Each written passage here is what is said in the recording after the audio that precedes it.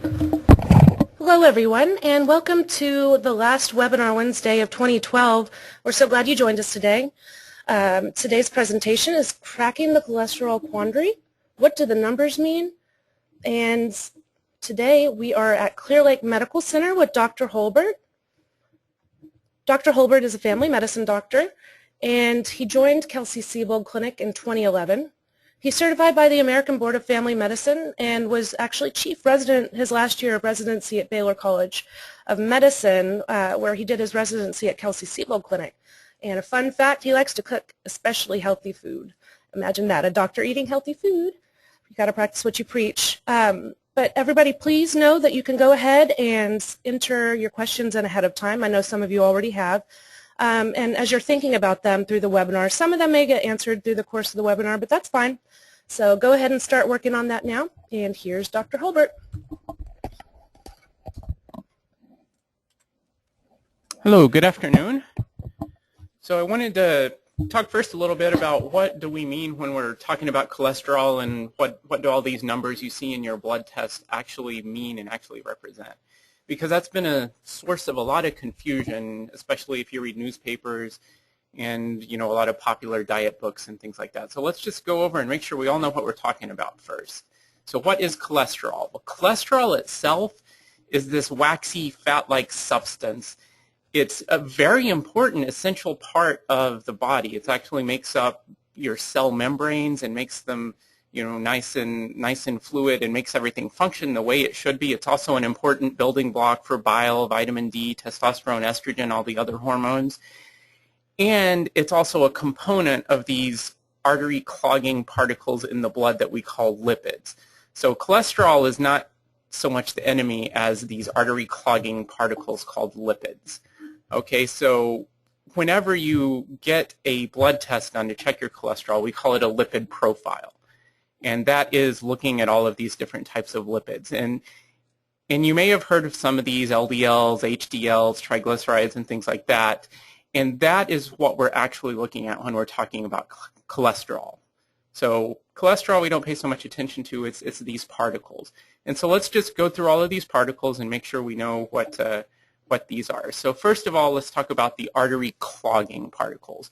And the reason I put lousy on the slide there is to kind of help you remember which are the good cholesterols, and yes, there are good cholesterols or good lipids, and which are the bad ones. Okay, so LDL is going to be, the main baddie that we talk about. And the reason I put lousy is because it starts with L. It helps you to remember that LDL is lousy. Okay, VLDL is another one of the artery clogging types of lipid particles.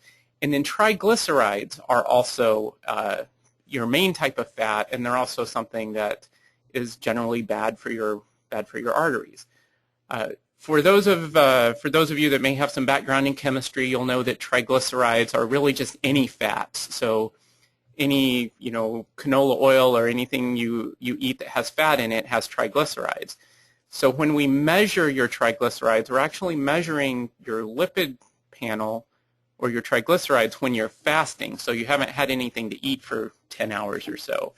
And that triglyceride count is actually triglycerides that your body is producing from excess calories. So it doesn't include the triglycerides that you're getting in your diet. Okay.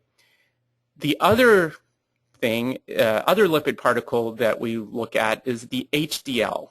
And H is for healthy in this case. It also stands for high density, but particularly you want to know that you can kind of think of it this way: the LDL is carrying all of the bad the bad artery clogging particles out to your blood vessels and depositing them on the walls and stopping up your blood vessels. Well, the HDL is kind of doing the opposite. It's going around and cleaning everything up and taking it to the gut so that we can get rid of it. Okay? And then sometimes you'll see some doctors talk about non-HDL, which is just basically taking your total cholesterol, subtracting out the HDL, and that just gives you a measure of all of your bad cholesterol or bad lipids.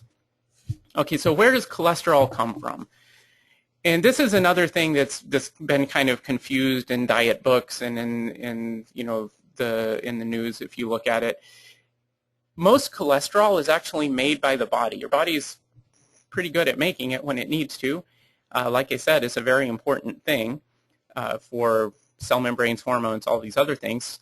And even of the cholesterol in your blood, and remember when we're talking about the, all the cholesterol here, we're talking about the stuff that's floating around in the blood, not the stuff that's part of your muscles and part of your organs and things like that. So this is just in the blood. And about 75% of what's in the blood of most people is stuff that your body made, and only about 25% of it comes from dietary sources.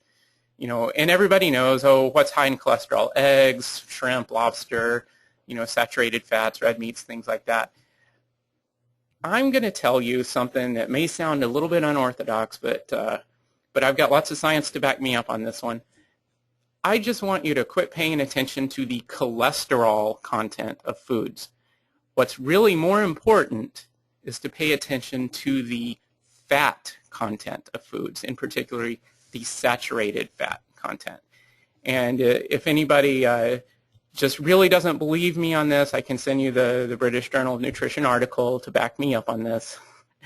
But cholesterol is, it's important, but as we were talking about, lipids, fats, that's what's more important. That's what causes the clogged arteries. Okay.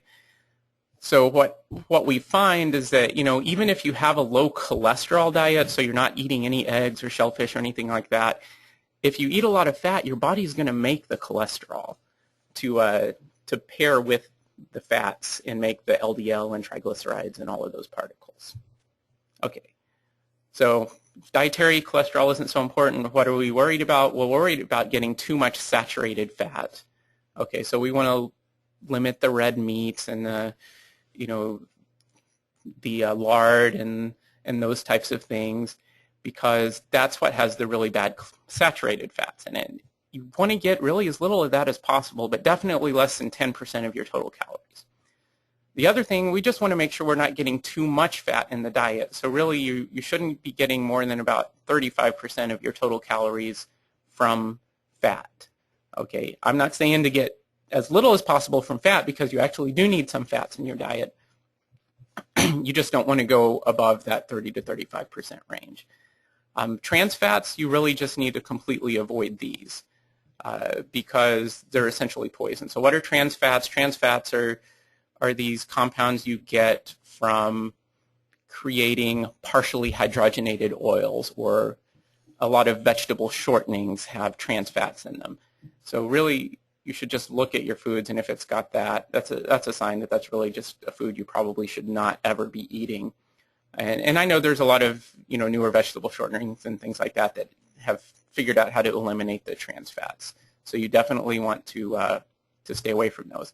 And everybody knows they're poison, yet if you look at a lot of processed foods, boxed foods, especially snack foods, candy bars and things like that, they still have a lot of trans fats in them. So look at the ingredient list and stay away from it.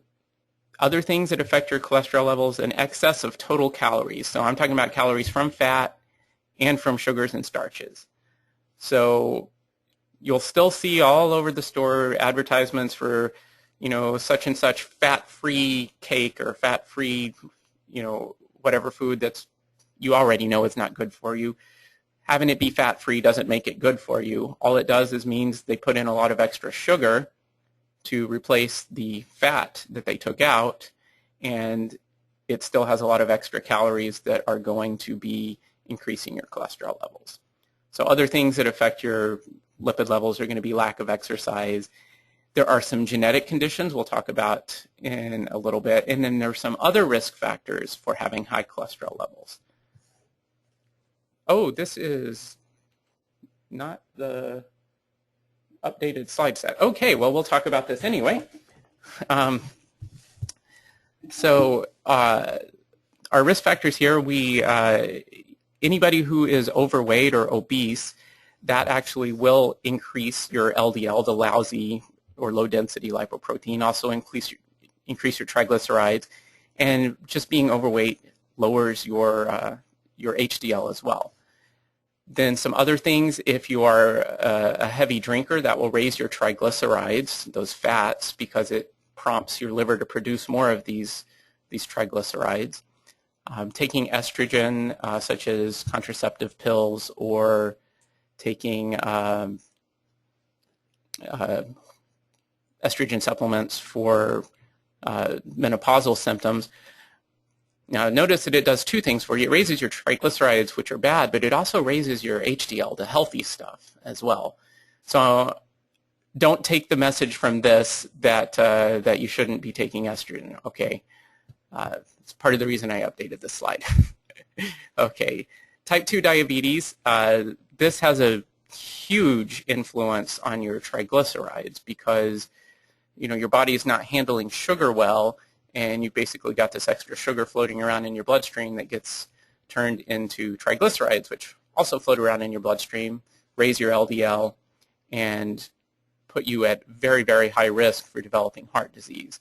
So this is why taking care of diabetes is so important, and if you have diabetes, it's why taking care of your cholesterol levels is so important as well. A couple of other things: anybody who has low thyroid function, if you're hypothyroid, that can raise your LDL cholesterol as well, your bad cholesterol.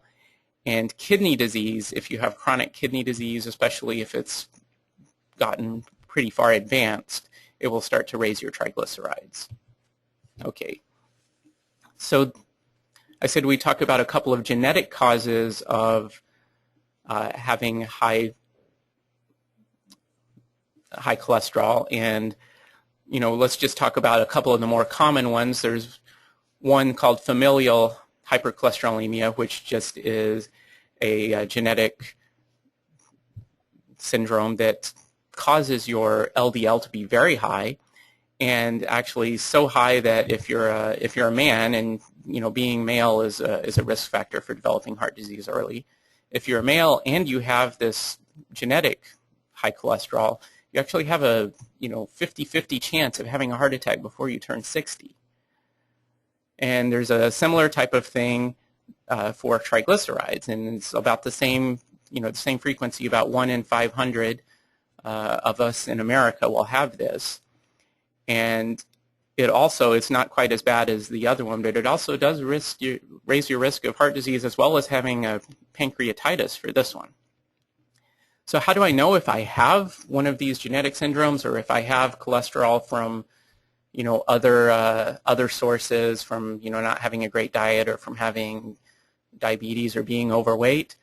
Well, the only way to know is you get tested, because cholesterol doesn't cause any symptoms unless it is just extremely out of control. And thankfully, I haven't seen anybody that out of control in quite a while, that they're getting cholesterol deposits around their eyelids and things like that. But it can happen. But for the vast majority of us, there's no symptoms at all. It's just floating around your bloodstream, causing silent damage to your heart and blood vessels. And if we don't catch it and take care of it, it will eventually lead to heart attacks, strokes, peripheral vascular disease, or developing dementia early. Okay, so who should be tested? Absolutely everybody. The National Heart, Lung, and Blood Institute, so this is the government agency that kind of monitors the health of the nation and looks at what kind of tests are worth doing and when and how we should be doing them, has actually recommended that we start testing cholesterol in everybody, even kids, starting at 9 years old. So they're taking this seriously, and they're saying, we have some significant obesity problems going on in our children, and this is causing high cholesterol, higher risk for heart disease. So we do need to get this under control sooner rather than later. So start at 9. Don't check it during puberty, because all the hormones kind of are going to be affecting the cholesterol levels like we talked about earlier. And then check it again around age 17 to 21, and then every 5 years after that. And that's if you're coming back normal. If you get one of these tests and it comes back with a high level or a borderline level, or if you have some other risk factors that might make it potentially get out of control or make it higher risk for having heart disease, then you'll probably need to be checking it more frequently, and that you should discuss with your doctor. Okay, so now the next thing we were going to talk about is what do all the numbers mean, because you'll get these tests back, and you'll have this list of numbers of all the HDLs and LDLs and VLDLs and triglycerides, and you want to know, well, what do I do with all of these numbers? Well, first of all, I have to let you know, especially for LDL, it's really hard when somebody says, well, what's a normal LDL number? Because there's a really wide range in normal, and what we consider an acceptable number depends on your age, whether you're male or female, whether you're smoking, or if you already have some other risk factors for heart disease like, diabetes or kidney disease, or even if you already have heart disease. Okay. So LDL. L, like I said, stands for low density, but also lousy, and then the other L means lower. So LDL, lousy, lower is better. So for most of us, if you look at the numbers here, less than 130 we consider that's pretty good for most of us. 130 to 160 we're going to consider, that's kind of on the borderline. Anything over 160 is high, and then anything over 190 is very high. You probably have one of the genetic causes, and at that point you usually are going to need to either be very strict with your diet or be on a medical treatment to keep your LDL down and to lower your risk of heart disease. Okay, now you'll see I actually have a couple of numbers there below 130, and that's for what I was saying, the acceptable value varies a lot depending on your other problems. So if you have diabetes or if you already have heart disease, then we're going to want to see this LDL number below 100, because that does lower your risk of having more heart problems. And if you're a high-risk patient, maybe you've had a heart attack before, or you have long-standing diabetes with kidney disease or other problems, then we're going to want to see that number even lower and want to keep it below 70. Okay. And also, I said sometimes you'll see doctors talk about non-HDL numbers, and if you want to know what your target non-HDL number is, just add 30 to the LDL numbers, and that'll let you know what that is. Okay, so HDL, like we said, H for healthy, and H also is higher. Higher is better. So for men and women, we have kind of different numbers we like to see. For men, we want to see that HDL number at least 40. For women, at least 50. Okay, and 40 or 50 to 60 is what we consider our normal range. Now, again, this is one of those things, well, we call that the normal range, but that's not really what we want to see. We want to see you over 60, because over 60 actually lowers your risk of heart disease if you can get up there. Okay, and then of course that means below 40 and below 50, these are the levels at which it's increasing your risk of having heart problems in the future. And the thing that really affects HDL is not so much your diet as it is exercise. So getting regular cardiovascular exercise, which we consider 30 minutes most days 30 minutes most days of the week, is going to be raising your HDL. Okay, triglycerides.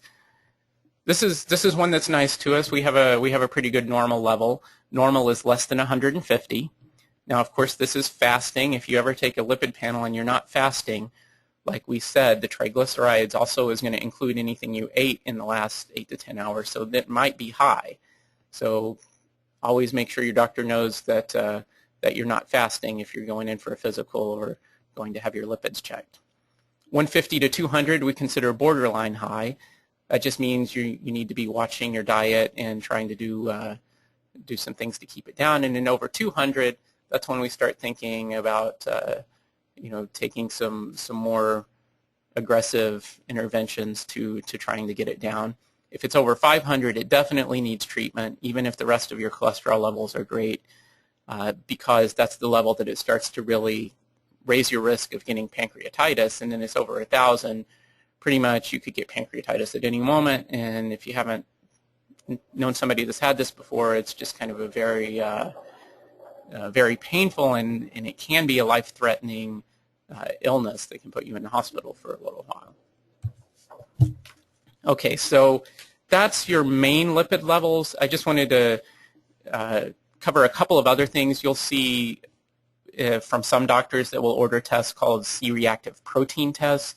And what this is a way to kind of gauge your approximate level of risk of heart disease compared to other people that are the same age and sex and have the same cholesterol levels that you do. So in the take-home message from this is, you know, if you're below 3, your relative risk is the same as everybody else, more or less. But if you're above 3, then your risk of heart disease is even higher than your cholesterol levels may indicate. So some doctors, if you have borderline levels, they'll do this test, and if it comes back above 3, then say you go ahead and need to be treated. And I was going to talk about some tests that you might see coming in the future, but we'll just skip this for now for time's sake, and if we have time for questions on it at the end, we might cover that. So this is probably what everybody wants to know, and that is, well, I've heard I might have high cholesterol. What can I do about it? Since you've told me that not eating shrimp and eggs is not going to really lower my cholesterol all that much, what can we do about it? Well, the first thing that you can do with your diet is get more fiber. Fiber is really the, you know, as close to we can come as a miracle ingredient in your diet. And I highly recommend that everybody, whether you have high cholesterol or not, really tries to get at least 30 grams a day of total fiber in your diet.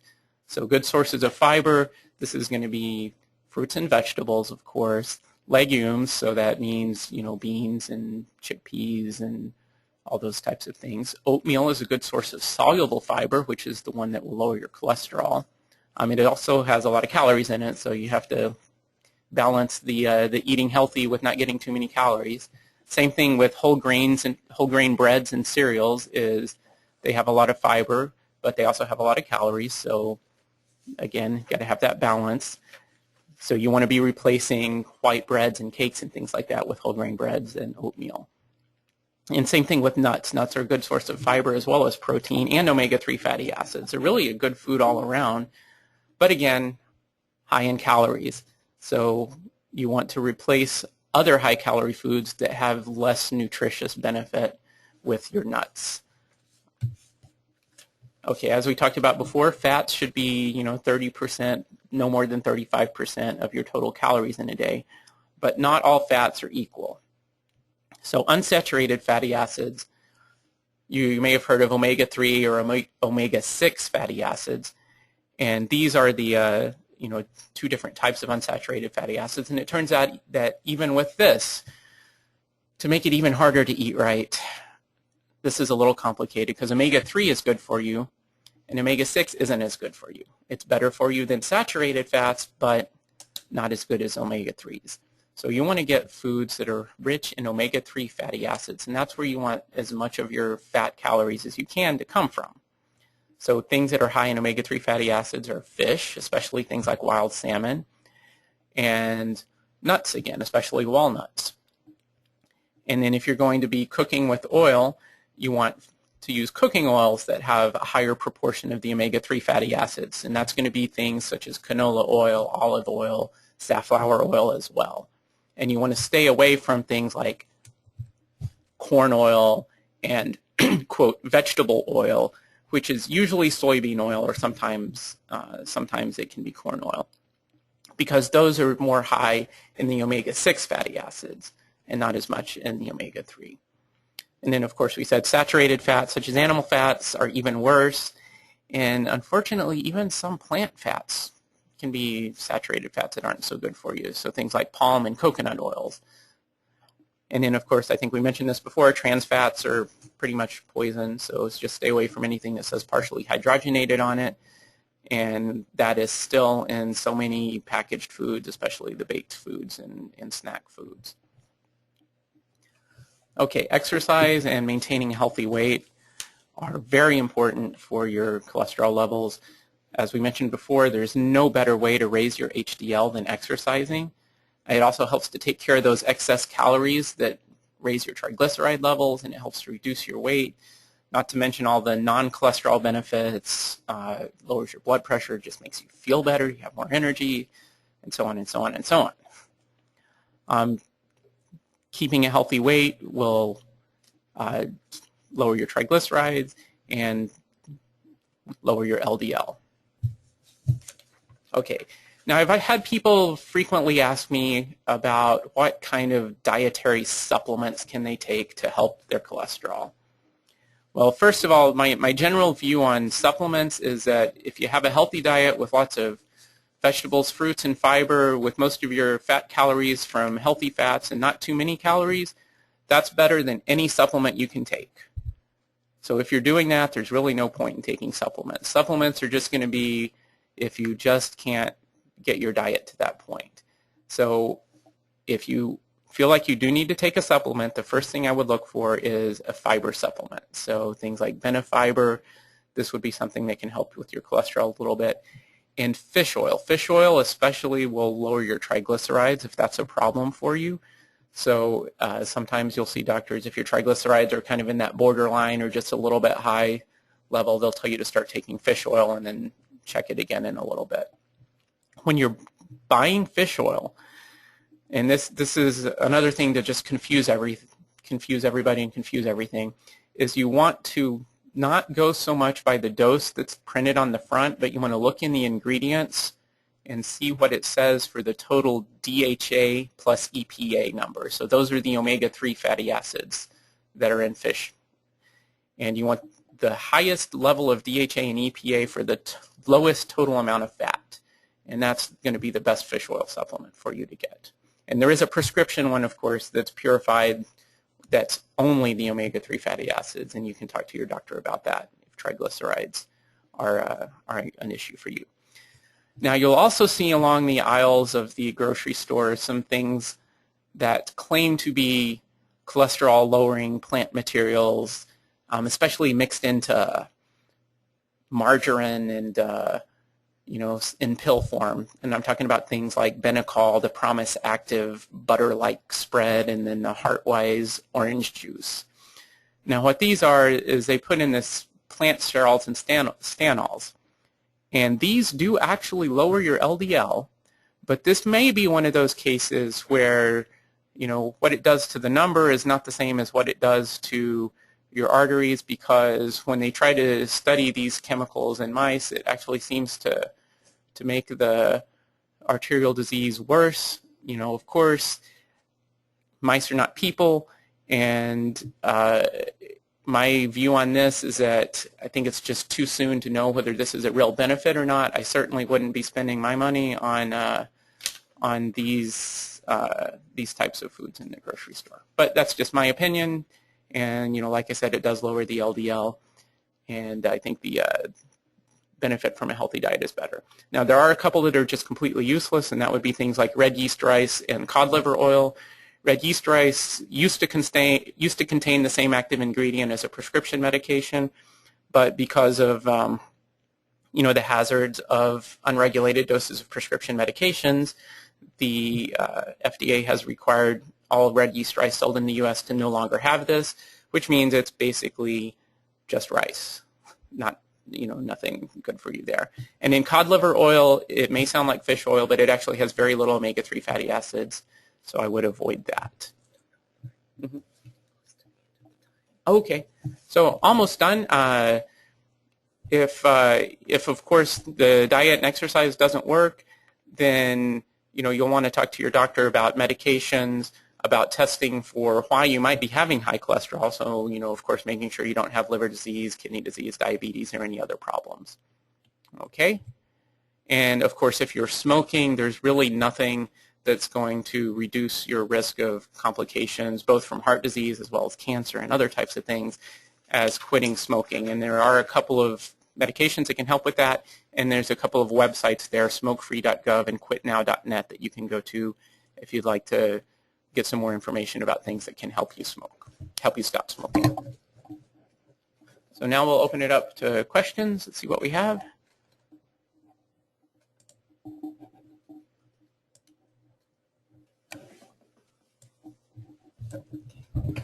Okay, so we'll go down to few questions here. So the first was, what type of diet do you have to keep your cholesterol down or to bring it down? I think we talked about that a little bit. You basically want to have the majority of your diet be fruits and vegetables. So anytime you sit down and eat, you need to be having fruits and vegetables be about 50% of the bulk of what you're eating. And then have plenty of fiber in the other foods. Next question is real butter or margarine better for you? Well, I always get a little nervous about saying something is good for you, because I don't want you to take that and say, well, I'm going to eat all of this I want because the doctor said it was good for me. So you want to limit your intake of both of those. In my house, it's butter, just because margarine, a lot of them still do have the trans fats in them, and I know they're starting to make them without the trans fats, but really I have seen no evidence that butter is worse for you. It does have some of the saturated fats in it, so you'll want to, as I said, limit your intake. Just use it sparingly, but in my house it's butter. Okay, does bioidentical... Okay, the progesterone is not going to be the biggest influence on your lipid levels, so I wouldn't worry too much about that. And then, like I said, with hormones, I don't want you to think that the use of hormones is something we need to avoid for your cholesterol level. I'd actually modified that slide. And then somebody asked what I had said about the third oil that was high in omega-3 fatty acids. I said safflower, S-A-F-F-L-O-W-E-R.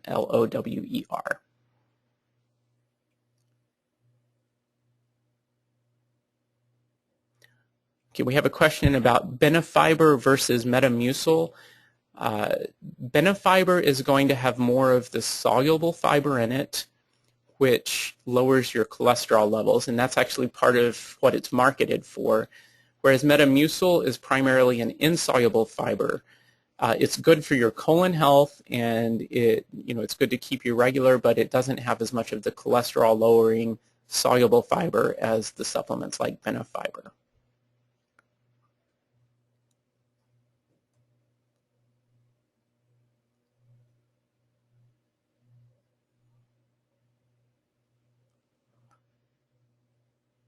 Okay. And then is there a preference between Crestor and generic Lipitor? In general, Crestor is a stronger, more potent medication. But if you can get to your target levels with generic Lipitor, then there is absolutely nothing wrong with generic Lipitor. Generally, in my practice, I use Crestor for people who can't get to target on a generic medication.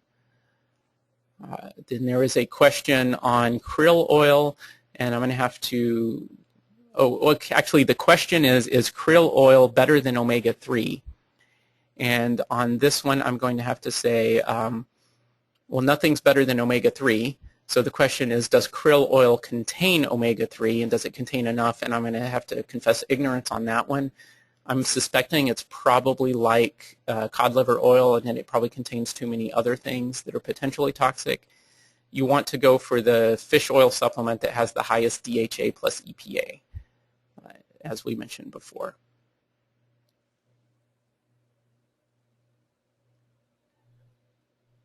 And I think that's most of the questions that we can address right now.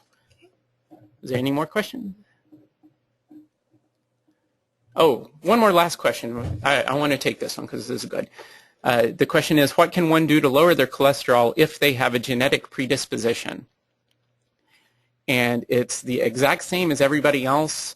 You just have to be more careful with it. And I know it's just not fair, but it is a very strong link between these genetic predispositions to high cholesterol and having early heart disease.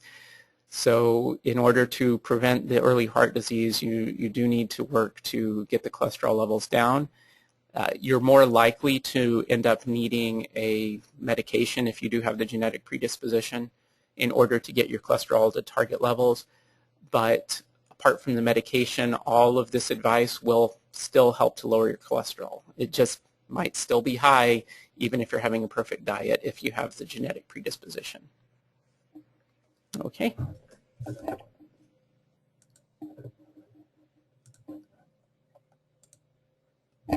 Okay, thank you, Dr. Holbert, for joining us today, and thank you to everybody for attending.